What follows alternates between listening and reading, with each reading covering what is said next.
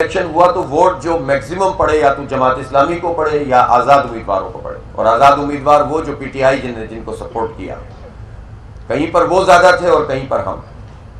और पूरे शहर का ट्रेंड भी यही था। पीपल्स पार्टी के कुछ सर्टेन पॉकेट्स में उनको वोट मिले, लेकिन मेन स्ट्रीम पूरा शहर 18-19 सीटों पर अल्हम्दुलिल्लाह जमात इस्लामी पेशरफ्त कर रही थी या पीटीआई पेशरफ्त कर रही थी, कुछ नतीजों में एक और कुछ में दूसरा। और जब हमने जहां जहां हमें फॉर्म 45 मौसूल हुआ तो ये पता भी चल गया, वाजे भी हो गया। मसलन मैं आपको बताऊं कि PS 90 जो हमारा 91 है 91 PS 91 में हमारे कैंडिडेट मोहम्मद फारूक साहब वो 23,000 वोट लेकर कामयाब हो गए। जो सेकंड नंबर पे थे वो 22,000 वाले थे और पीटीआई के थे आज़ाद। फिर उसके बाद MQM के वहां पर 5,000 वोट थे सिर्फ। इत्तेफाक की बात है कि अल्हम्दुलिल्लाह ये फॉर्म 47 भी हमें मौसूल हो गया।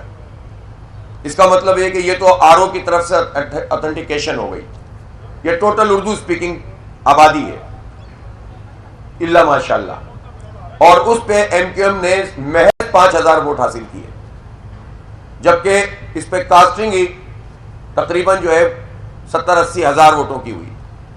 और अब आप अंदाजा लगाइए कि सिर्फ 5,000 वोट लिए इन्होंने, लेकिन एनए का जो नतीजा जाहिर किया है उसमें 88,000 वोट दे दिए गए MQM PSP की जो आसिया इसाक है उनको, वही जो MQM में हो गई है।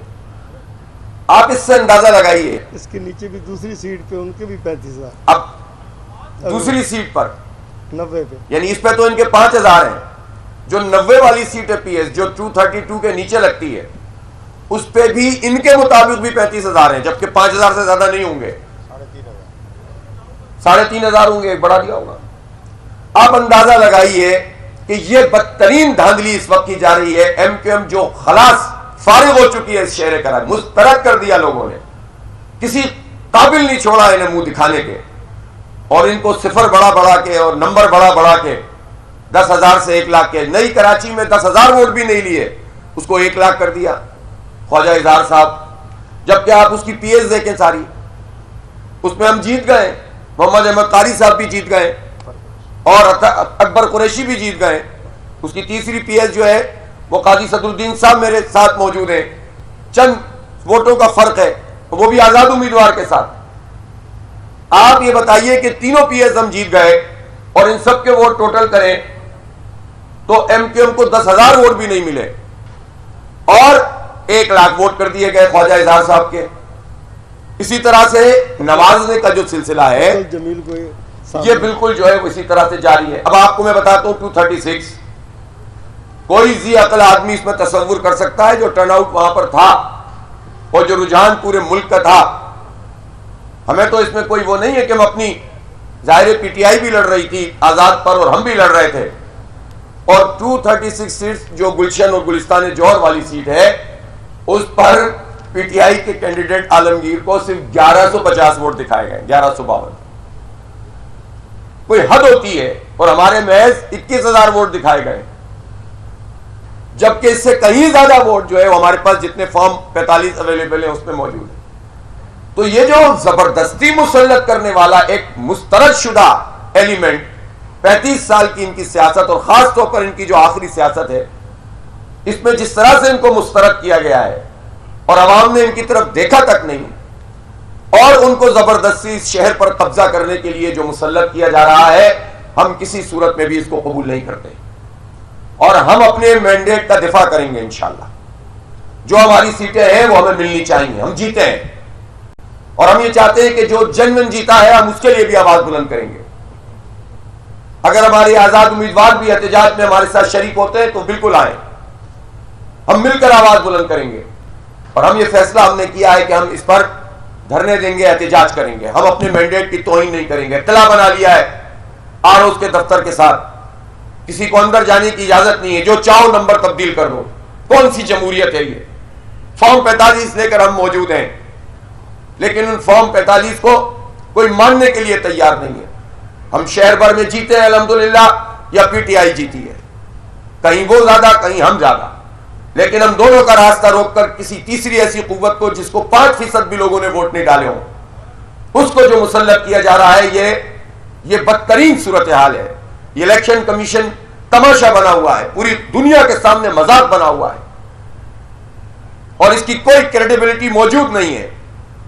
जो फॉर्म 45 है वो भी इलेक्शन कमीशन का दिया हुआ है, उसकी कोई हैसियत नहीं है। जो प्रिजाइडिंग अफसर ने अपना अंगूठा लगाया हुआ है, पोलिंग एजेंट्स के साइन उस पर मौजूद है, नंबर्स उस पर मौजूद है, और वो भी कितनी मुश्किल से हमने हासिल किया है। लिहाजा मैं बहुत वाज़ेह करना चाहता हूं कि मैंडेट की तौहीन कबूल नहीं है। हम फाइट करेंगे, यह हमारा जायज कानूनी हक है और हम हर लेवल के ऊपर यह एहतजाज करेंगे और इस एहतजाज के दायरे को पूरे पाकिस्तान में फैलाना हुआ तो पूरे पाकिस्तान में फैलाएंगे इंशाअल्लाह। यह तौहीन हमारी पार्टी की नहीं, कराची के अवाम की तौहीन है, पूरे मुल्क की मईशत चलाने वाले शहर के अवाम की तौहीन है। इस पूरे प्रोसेस से एतमाद उठाने की साजिश है। आप कहां लोगों को धकेलना चाहते हैं? अगर बार बार आप इस तरह से मैंडेट पर कब्जा करेंगे, कभी मेयर नहीं बनने देंगे, वहां सीटें छीन लेंगे, कौमी और सूबाई की सीटें छीन लेंगे, जबरदस्ती लोगों को मुसल्लत करेंगे, तो जो जेन्युइन और डेमोक्रेटिक तरीके से उम्मीद लगाते हैं नौजवान, आप उनको क्या टेररिस्ट बनाना चाहते हैं? क्या पूरे डेमोक्रेटिक प्रोसेस से उनका एतमाद हटाकर उनको दहशतगर्द बनाना चाहते हैं? कौन जिम्मेदार होगा इसका अगर लोगों ने यह सिलसिला जो है वो शुरू कर दिया? हम इनको मेन स्ट्रीम में लेकर चलना चाहते हैं। अब भी मुझे लोग कल से सवाल कर रहे हैं, हाफिज साहब, नौजवान पूछते हैं आप हमें बताएं कि फिर हासिल क्या हुआ जब हम इतनी मेहनत करते हैं, मुहिम चलाते हैं, मरते हैं, लड़ते हैं, लोग भी वोट डाल देते हैं, जीत जाते हैं हम, और फिर ये एक कलम घुमाकर और टाइप करके हमारे पूरे मैंडेट की तौहीन करते हैं, तो हमें फायदा क्या कि इस जमहूरी निजाम में हम जाएं? क्या बताना चाहता है ये इलेक्शन कमीशन और क्या बताना चाहते हैं वो लोग जो इलेक्शन कमीशन पर असरअंदाज होते हैं? पूरी कौम को ये मैसेज दे रहे हैं कि तुम्हारे मैंडेट की कोई हैसियत नहीं है, कोई वक़्त नहीं है, हम जो चाहेंगे वो करेंगे। 38 अरब रुपए से इंतखाब करवाया और यही नतीजा बनाना था, तो ये तकल्लुफ क्यों किया? इसलिए बहरहाल जमात इस्लामी एक जमहूरी जमात है, पुरअमन मुजाहिमत पर हम यकीन रखते हैं। जमहूरी एहतजाज हमारा आईनी हक है और हम इसको इस्तेमाल करेंगे, हमारे रास्ते में रुकावट न डाली जाए। हम कोई नाजायज बात का मुतालबा नहीं कर रहे हैं, हम जायज काम के लिए अपना हक इस्तेमाल करेंगे और कानूनी हक भी इस्तेमाल करेंगे। बहुत शुक्रिया।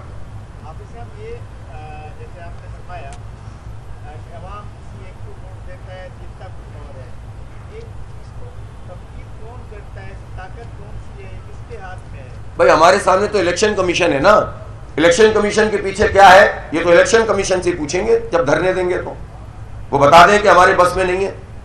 अभी तो आरोज और डियारोज ही कर रहे हैं, जो फेस वैल्यू होगी उसी पर बात की जाएगी। लेकिन ये बात लोगों को समझ में आ जानी चाहिए ना कि कब तक पाकिस्तानी कौम को इस तरह से हाकेंगे, कब तक इस तरह से चलाएंगे? लोग क्या सोचते नहीं है, समझते नहीं है? ये आज सोशल मीडिया का जमाना है और सोशल मीडिया ने देख लिया ना कितने अपनी ताकत का इस्तेमाल करते हुए शिकस्त तो दे दी है ना ऐसे सारे हथकंडों को पूरे मुल्क में। जो तैयार करके लाए गए थे उनका क्या हाल हुआ है?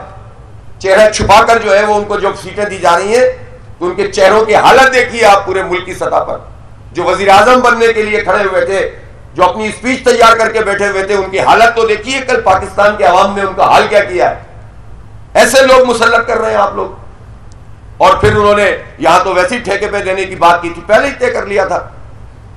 तो इसलिए ये तो नहीं चलेगा भाई, कोई होता है करीब करीब होता है, धांधली होती है, ये सब चीजें इलेक्शन में कुछ ना कुछ मार्जिन लोग दे देते हैं। ये कौन सा तरीका है यार कि आपको 5% लोगों ने भी वोट नहीं डाला कराची के MQM को, मुस्तरद कर दिया, खलास इनकी सियासत फारिग हो गई, और आप लाकर जबरदस्ती उनको 100% बनाने की कोशिश करें।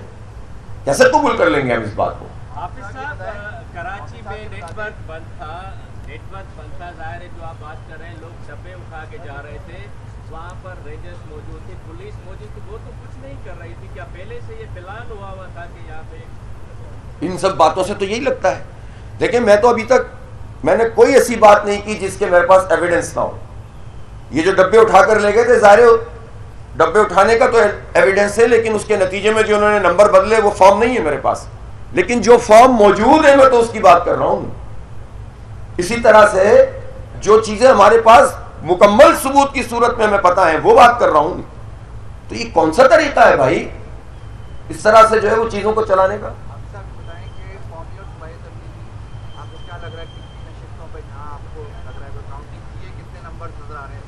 मेरे भाई मैं आपको सही बात बताऊं कि कौमी असम्बली की 2 सीटें ऐसी हैं, या आप 3 कर लें जो पीपल्स पार्टी की तरफ जा रही हैं, बाकी जो 18 सीटें हैं उसमें से या तो आजाद उम्मीदवार जीते हैं या जमात इस्लामी जीती है। और अगर कहीं ऐसा भी हुआ है कि कौमी पर अगर आजाद उम्मीदवार जीते हैं तो नीचे की 2 सूबाई पे जमात इस्लामी जीती हुई है। हम दोनों ही जीते हैं, हमारे अलावा कौन जीता है? लेकिन और कोई करीब करीब भी नहीं है। चलो करीब हो कोई बहुत ज्यादा, जब करीब भी नहीं है तो फिर आप कैसे मुसल्लत कर सकते हैं किसी मुस्तरद शुदा आंसर को? सही, आज से करेंगे इंशाल्लाह। अभी कर रहे हैं उसकी भी इंशाल्लाह।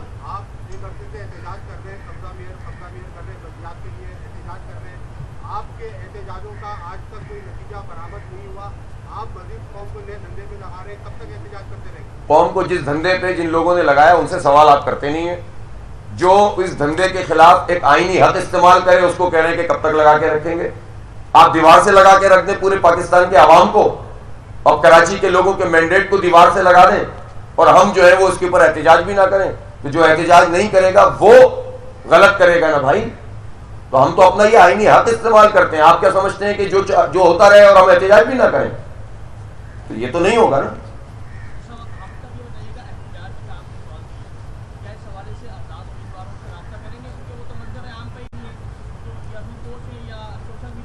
बस देखें, जो मैंने तो अभी अपील भी की है, जो आना चाहें शिरकत करें। उम्मीदवार देखें, आज़ाद उम्मीदवारों के मामले में बात समझ लें कि लोगों ने आज़ाद उम्मीदवारों से ज़्यादा अपने गुस्से का इजहार किया है इस वोट के जरिए, वरना तो जाहिर है कि वो उम्मीदवार तो सामने भी नहीं थे।